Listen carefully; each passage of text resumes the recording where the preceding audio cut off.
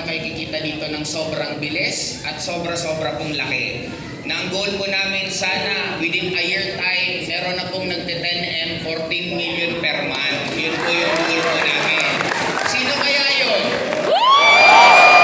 Sino ang una na magiging top 1 ng Ascendra?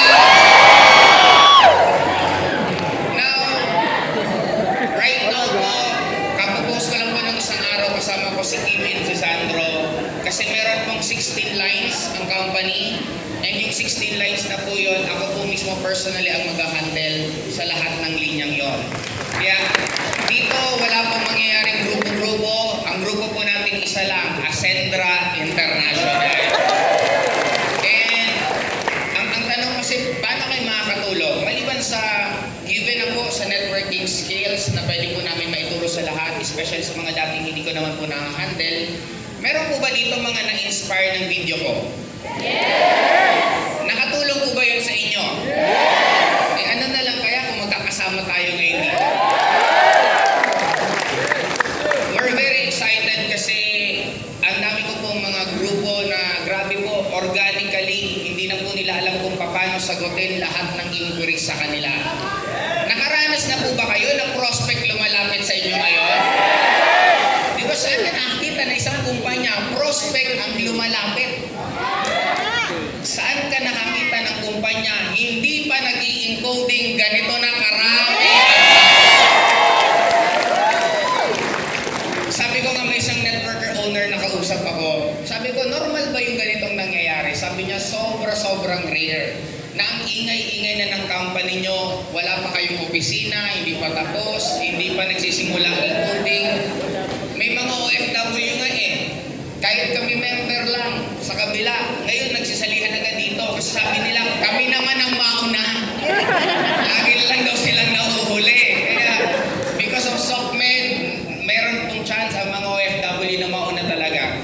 Ako po, ang trabaho ko, napakasimple. I'm very excited sa trabaho ko kasi isa po ako sa magdidesisyon kung ano po yung mga support na ibibigay po sa lahat ng distributor po. And, simple lang, competition namin. Yung kesa kikitain pa ng kumpanya, kinat na po namin at ibabalik po namin lahat po sa inyo. To give you a glimpse, maliban po sa sinabi ni Sir Miko kanina sa kotse, sa lifestyle, sa gadget, sa shopping, maliban doon, meron po kaming company accounts na nasa 15 accounts po yon. Yung 50% nun, kinat po namin kasi ibabalik po namin sa inyo. Paano namin ibabalik? Maliban sa mga support, doon din po kami kukuha ng budget para ilalagay po namin sa mga EDSA ang mga pagmumukha po ninyo. Ilalagay po namin kayo sa billboard. Gusto niyo po ba yun? Doon din natin kukunin ang budget po sa mga artista na mag-promote ng produkto po natin. Hindi lang po from mainstream media, ultimo pati social media, babahingin po ang produkto natin, ipo-promote po nilang lahat. Kasi ang goal po namin, bago nyo bentahan, yung gusto nyong bentahan, alam na po kung ano ang ibibenta nyo. Yes!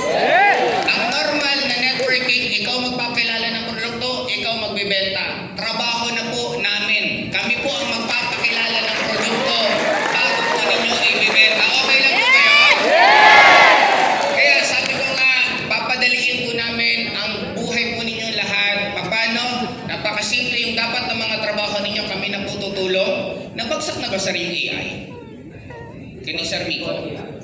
Yung parang ganito lang po kasimple. Meron po tayong AI na yung knowledge po namin nila Sir George, ilalagay po sa AI. Nasa DTC nyo na po yun. Makakausap nyo po kami 24 hours. Kung paano kami sumagot, kung paano kami mag-motivate, ganun po yung AI na sasagot sa inyo. Ang maganda doon, kaboses pa po namin mismo. Okay lang po ba yun? 24 hours nyo na po kami kausap. Kaya nga po sinawag po tayong AI kasi we are the first in the network marketing industry na gagamit po ng AI, gagamit ng social media. This will be a breakthrough. Sabi nga, history in the making po ginagawa natin. Kaya are you proud na part po kayo ng history? Yes! Babalikan po natin to pagdating ng oras at isa lang masasabi mo, buti na lang. Buti na lang, nandito ka ngayon. Ako, tatapusin ko na lang po ito sa ganitong sasabihin ko. 22 years na po ako sa industriya ng network marketing.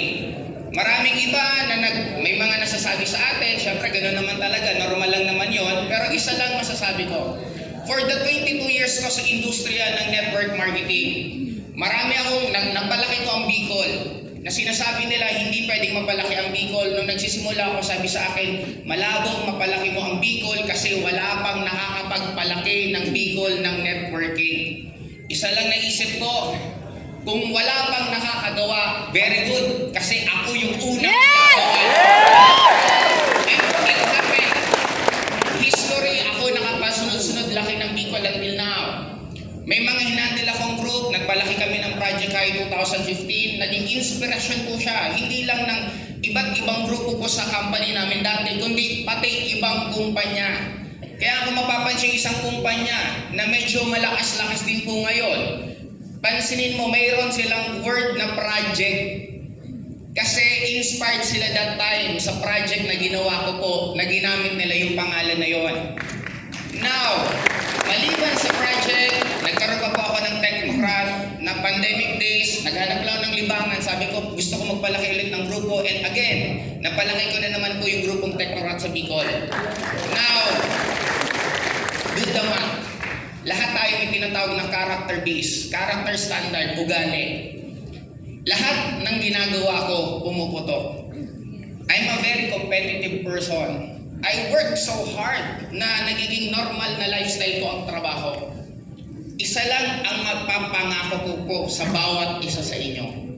Kung napalaki ko nga ang grupo ko sa former company ko, ano pa kaya itong kumpanyang meron?